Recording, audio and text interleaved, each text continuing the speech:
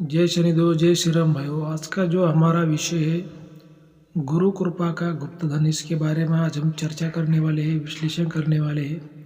अगर आपने चैनल को सब्सक्राइब नहीं किया तो सबसे पहले चैनल को सब्सक्राइब करिए, लाइक करिए, शेयर करिए। चैनल का जो भाई संदेश है, कानून के खिलाफ, धर्म के खिलाफ कोई भी काम मत करिए। और देखिए, जो भी जानकारी मैं आपको हमेशा देने की कोशिश करता हूँ, बिल्कुल सही जानकारी आपको देने की कोशिश करता हूँ। और आज तक मैंने आपको बहुत जानकारी दी है गुप्तधन के बारे में, उसका क्या रहस्य है, क्या राज है, क्या संकेत है, क्या सही है, क्या गलत है।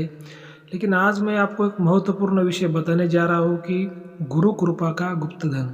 क्योंकि मैं आपको बार बार कहता हूँ भाई, गुरु करिए, गुरु के बिना सुख शांति आपको नहीं मिल सकती, आप जीवन में आगे नहीं बढ़ सकते, आपको सही ज्ञान नहीं मिल सकता, आपका अंधेरा दूर नहीं हो सकता। तो मैं गुरु के बारे में हमेशा आपको कहता हूँ। तो एक गुरु की जो कहानी है, जो घटना है मेरे दादा गुरु की, और वो मुझे याद आ गई और मुझे लगा कि ये महत्वपूर्ण घटना आपको बतानी ज़रूरी है। और मुझे पूरा विश्वास है कि भाई आप ये वीडियो पूरा देखोगे और आपने वीडियो को लाइक भी करोगे, चैनल को सब्सक्राइब भी करोगे।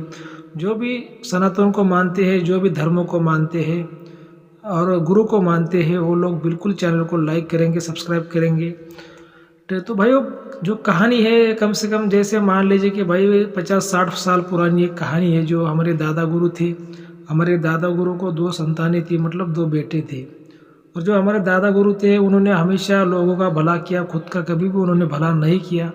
हमेशा किसी की भी वो मदद करते थे। बहुत उनके बड़े बड़े शिष्य हुआ करते थे, जैसे महिला हो, पुरुष हो, और बहुत से गाँव में उनको लोग मानने वाले उनके शिष्य भी हुआ करते थे।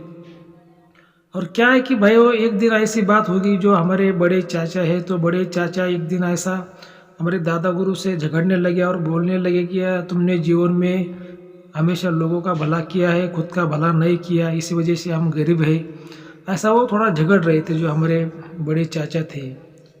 तो उस टाइम पे जो दादा गुरु के एक शिष्य वहाँ पे बैठे हुए थे, तो दादा गुरु के शिष्य को, दादा गुरु कुछ बोले नहीं, लेकिन उनके शिष्य को गुस्सा आ गया और उन्होंने जो हमारे बड़े चाचा थे उनको बोला कि भाई, तुम्हारे पिताजी को इतना जो बोल रहे हो ना, तो ये साक्षात जो है कि ये पारस पत्थर है। कि जैसे कि मान लीजिए कि जो किसी लोहे को जो हम पत्थर लगाते हैं, पारस पत्थर, उससे वो सोना हो जाता है, ऐसा ये मतलब साक्षात भगवान है। और तुम इनको बुरा बोल रहे हो, इनके आशीर्वाद से कितने लोगों का अमीर हो गए, कितने लोग बड़े बन गए, और तुम इनको बुरा बोल रहे हो, ऐसा वो उनको बोल रहा था हमारे बड़े चाचा को।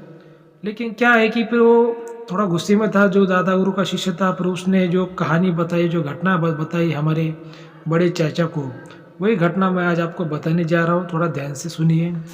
तो जो हमारे दादा गुरु थे, उनको गुरु पूर्णिमा के दिन बहुत से लोग मिलने को आते थे, उनके दर्शन को आते थे, उनको दक्षिणा भी देते थे, उनकी पूजा भी करते थे। क्योंकि उनके बहुत से शिष्य हुआ करते थे हर गांव में, कोई पुरुष हो चाहे कोई महिला हो।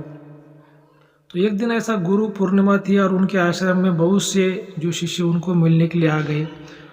और जो दादा गुरु का जो एक सपना था, उनको भगवान भोलेनाथ का एक बहुत बड़ा मंदिर बनाना था। तो दादा गुरु ने वो सभी शिष्यों के सामने अपनी इच्छा जाहिर की कि मुझे एक भगवान शिव का बहुत बड़ा मंदिर बनाना है, और उसके लिए कम से कम भाई वो 1 लाख की अपने को ज़रूरत है मंदिर को बनाने के लिए।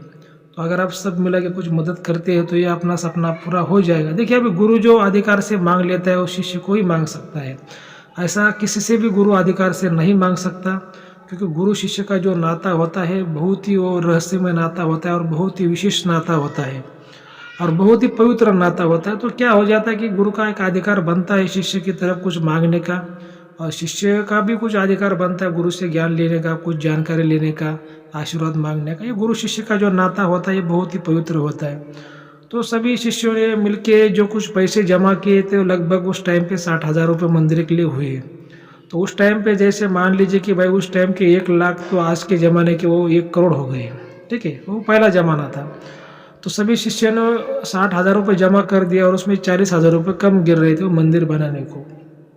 तो गुरुजी ने थोड़ा नाराज़ी जाहिर की। जो हमारे दादा गुरु थे, बोले कि अपने को 60,000 की और भी ज़रूरत है, तो ये अभी इतना पैसा कौन देगा, हम किससे मांगेंगे, क्या करेंगे। थोड़ा सोच में पड़ गए दादा गुरु। तो वहाँ पे जो पति पत्नी थे, गांव से आए हुए दादा गुरु के शिष्य थे, तो दोनों भी खड़े हो गए और उन्होंने दादा गुरु से कहा कि गुरुजी, आप चिंता मत करिए, हम क्या करेंगे, ये 40,000 रुपये हम हमारे कुछ खेती बाड़ी कुछ बेच के आपको दे देंगे। तो दादा गुरु ने कहा कि भाई तुम अगर खेती बेचोगे मंदिर के लिए तो मेरे को सही नहीं लगेगा। तो उन्होंने कहा दादा गुरु जो भी है भगवान भोलेनाथ का है, और हमारे पास उनकी दया से 10-5 एकड़ जमीन है, और किसी किसी लोगों के पास कुछ जमीन भी नहीं होती, वो लोग क्या करते हैं वैसे हम मानेंगे भाई हम अपने पास 1 एकड़ जमीन कम थी पहले से, तो हम भगवान शिव के अगर मंदिर के लिए हम दान दक्षिणा दे रहे हैं तो हमारे लिए बहुत ही सौभाग्य की बात है। इससे ज़्यादा हमारे लिए पुण्य का मौका क्या मिलेगा। तो उन्होंने ऐसा जो दादा गुरु को उन्होंने वचन दिया। और जो पर दादा गुरु ने क्या किया कि जो जैसे मान लीजिए कि वो सभी शिष्य ने जहाँ पे लोग बैठे थे तो सभी ने कुछ दक्षिणा दादा गुरु को दी मंदिर के लिए। और ये पति पत्नी थे, इन्होंने भी जैसे उनको जो जबान दी पैसे देने की मंदिर के लिए। अभी जो उनका जो कुछ शिष्यों का जो फर्ज था, उन्होंने जब वो आए थे दादा गुरु के दर्शन के लिए उन्होंने दक्षिणा दी, बैठे उनकी पूजा की। अभी जो गुरु का जो फर्ज होता है बाद में कि उनको प्रसाद के रूप में कुछ देना, आशीर्वाद के रूप में कुछ देना, तो दादा गुरु ने क्या क्या कर दिया कि हर शिष्य को वो आशीर्वाद के रूप में कुछ दे रहे थे। भाई किसी को कुछ प्रसाद दे रहे थे, किसी को कुछ ऐसा रुद्राक्ष दे रहे थे, किसी को माला दे रहे थे, किसी को यंत्र दे रहे थे। अभी जो भी आशीर्वाद के रूप में जो छोटी मोटी बातें होती, किसी को चांदी का सिक्का, किसी को पीतल का, किसी को सोने का, ऐसा वो दे रहे थे हर किसी शिष्य को लेकिन अलग अलग ऐसा तरह से लोगों को दे रहे थे। और उन्होंने क्या कर दिया कि सभी को जो आशीर्वाद के रूप में उन्होंने कुछ ना कुछ दिया। और जो पति पत्नी थे जिन्होंने मंदिर के लिए 40,000 रुपये देने का वादा किया, तो दादा गुरु ने क्या किया कि उनको भाइयों एक पत्थर दे दिया। तो वहाँ पर बैठे सभी शिष्य हंसने लगे। वो शिष्य क्यों हंसने लगे, उनको लगा कि भाई हमने छोटी मोटी दक्षिणा दादा गुरु को दी मंदिर के लिए, और इन्होंने हमें कुछ चांदी के सिक्के दिए, सोने के सिक्के दिए, किसी को यंत्र दिए, किसी को रुद्राक्ष दिए, 1 मुखी 2 मुखी 3 मुखी, इतने बड़े बड़े जो रुद्राक्ष की माला दी। और जिसने इतना 40,000 रुपये दक्षिणा मंदिर के लिए दिया उसको खाली पत्थर दे दिया। तो सभी शिष्य वहाँ पे हंसने लगे। तो जो पति पत्नी थे, जो दादा गुरु के जो शिष्य थे, उन्होंने सभी जो लोग हंस रहे थे उनको बोला कि देखिए हंसने की ज़रूरत नहीं, जो भी गुरुजी का आशीर्वाद के रूप में गुरुजी ने हमें भले पत्थर भी दिया है, तो चाहे सोना हो, चाहे चांदी हो, चाहे पत्थर हो, गुरु का आशीर्वाद है, हमें सोने से भी ज़्यादा वो प्रिय है। हम इस पत्थर को भगवान के रूप में पूजेंगे, हमें कोई भी लालच की बात नहीं। हमें तन मन धन से गुरुजी की सेवा करने का मौका मिला, भगवान के मंदिर के लिए दान दक्षिणा देने का मौका मिला, हमारे लिए यही बहुत बड़ी सौभाग्य की बात है, पुण्य की बात है। हमें किसी भी बात की ऐसी कोई लालच नहीं है। ऐसा बोल के वो पति पत्नी वो पत्थर लेके दादा गुरु से उनका आशीर्वाद लेके उनके चरण स्पर्श करके वहाँ से चले गए, और वो सभी शिष्य वहाँ से चले गए। लेकिन जो दादा गुरु ने पत्थर दिया था, वो पति पत्नी ने जो पत्थर था कम से कम उन्होंने वो 20-25 साल तक वो पत्थर अपने पूजा घर में रखा, और उनकी जैसे भगवान जैसे उस पत्थर की वो पूजा करते थे। और उनके दिल में कोई भी ऐसा लालच नहीं था, कोई डाउट नहीं था भाई वो पत्थर के बारे में, ना वो कुछ जानते थे, खाली गुरुजी का आशीर्वाद है, आशीर्वाद के रूप में वो लेके गए थे और उसकी पूजा करते थे। लेकिन उनका एक बेटा था, बाद में वो उनका बेटा विदेश में पढ़ने को गया, और जब वो विदेश से पढ़कर आया, जब वो बड़ा होकर आया जैसे 20-25 साल बाद, तो उसने वो पूजा घर में पत्थर देखा। तो जब वो पढ़ाई करने के लिए विदेश में गया था तब वो पत्थर के बारे में उसने बहुत सी जैसे जो जानकारी देते विदेश में, जो ऐसे कोई साइंस लैब होते हैं, तो वहाँ पे जो अलग अलग जो पत्थर देखते हैं, स्कूल में पढ़ाते हैं बच्चों को।